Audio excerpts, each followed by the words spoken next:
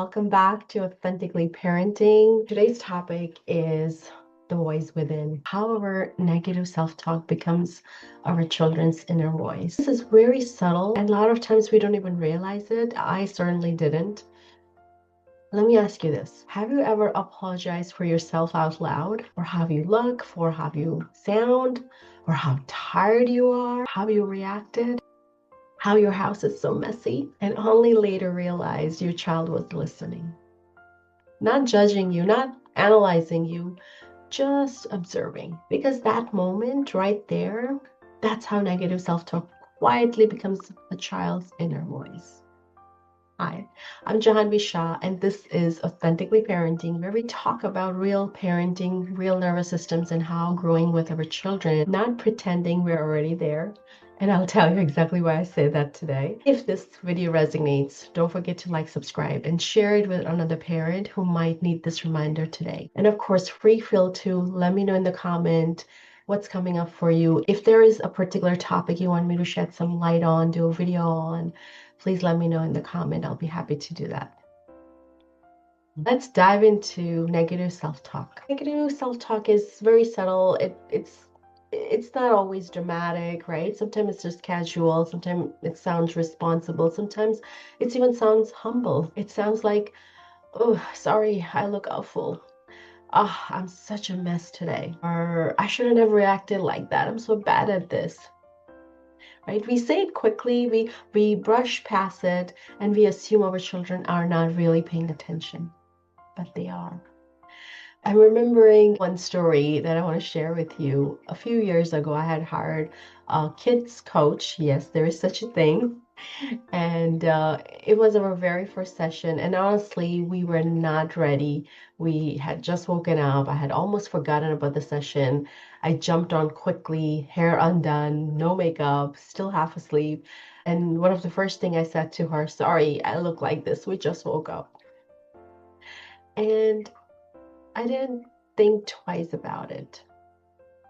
Later, when coach and I were talking, she pointed it out to me and said something like, your kids were listening when you said that. And at that time, I'll be very honest, the way she said it, it didn't land very well for me. It felt sharp, almost like criticism. I remember thinking, why are we focusing on something so small? But here is what I understand now, which I didn't back then. Even though her delivery didn't resonate with me, the truth of what she said had depth. Because my kids didn't hear, she looks tired today. They heard there's something wrong with how mom looks.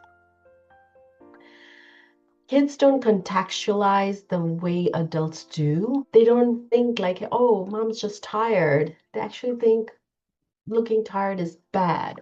Making mistakes means something's wrong with me. I should apologize for how I exist. And slowly our self-talk becomes theirs. I know, right? We don't even think about these things. And like I said, I certainly did not. And I think when that coach pointed out to me, that was the beginning of my being more and more aware of my negative self-talk. Am I 100%? No. No, that's not even the goal. But just being aware shifts so much. And you get to pause, you get to redirect, you get to bring in learning and teaching moments. And a few weeks back, I'll share you this beautiful story that happened a couple of weeks back with my daughter. Something happened that really stayed with me. I had yelled. I had raised my voice. My daughter looked at me and said, you shouldn't be teaching what you teach, Mom, if you yell yourself. Ouch. That hurt. I'll be honest. That hurt. It went right in my chest. It really hit me right in the chest, right? And I want to pause here because this is so important. I would have spiraled into guilt. I actually almost did. I almost went into negative self-talk. Like I could have told myself, who am I to teach this, right? In that moment, in that heat of the moment, I could have spiraled down to so many negative self-talks about me, right? Maybe I should stop making these videos. Maybe I'm contradicting myself, right? That's how negative self-talk sneaks in right after a moment of rupture. But because of this awareness, because of the work I do, instead I paused. I realized in that split off moment that this wasn't just parenting moment, it was a learning moment for both of us. I said to her, "You're right, I did yell, and I'm still learning. But being imperfect doesn't mean I stop standing for what I believe in." And then I went deeper because this part matters so much. I told her just because I'm not 100% doesn't mean I disappear. It doesn't mean I stop teaching, helping, or showing up. Growth doesn't wait for perfection. Because here is what I don't want my daughter to learn. I don't want her to believe that you can only show up when you are calm enough, healed enough, or perfect enough. I don't want her to learn that one mistake means you lose your voice, your credibility, or your right to contribute.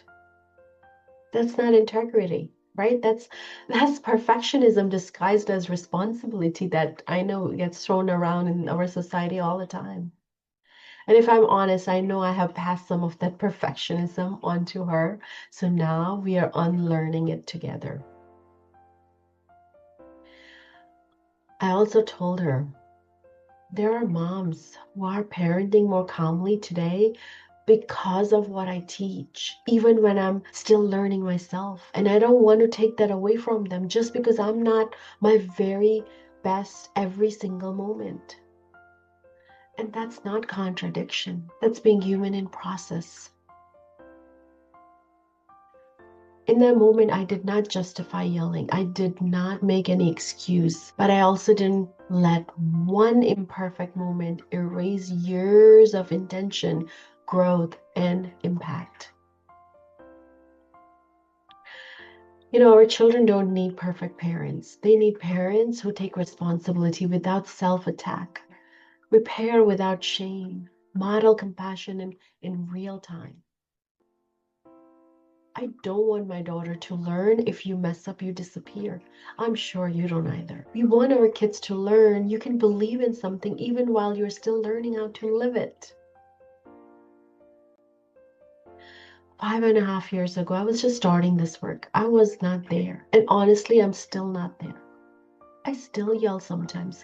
That yelling still comes out.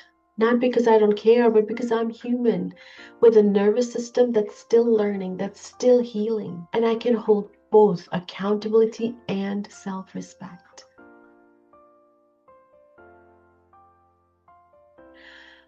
What I'm most proud of in that moment wasn't that I handled it perfectly. It was that I didn't shrink like I used to. I didn't silence myself. I spoke my truth. And I didn't teach my daughter that growth requires disappearance. I taught her that growth happens in motion. If this conversation resonates, this is exactly the kind of work we're doing inside the Authentically Parenting Community. We are currently reading chapter inside the bite-sized book club, Discipline Without Damage is the book we have picked.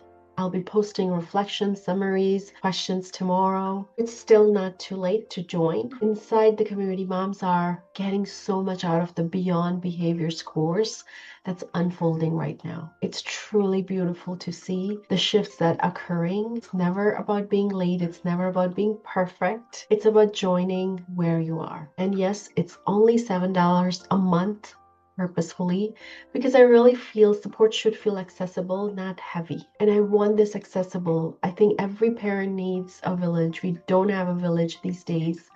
And therefore, my intention is to create a community, create a little village where we can come to at the end of the day for support, for guidance, to just maybe lean on or just to be heard. There's so much that we were not taught growing up because our parents didn't know any better. But we know if you're listening to this, you know much more than your parents did. So it's your responsibility to get that support to do better, right?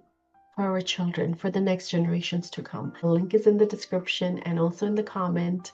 Grab it, and I would love to see you inside. And until then, Please be gentle with your inner voice.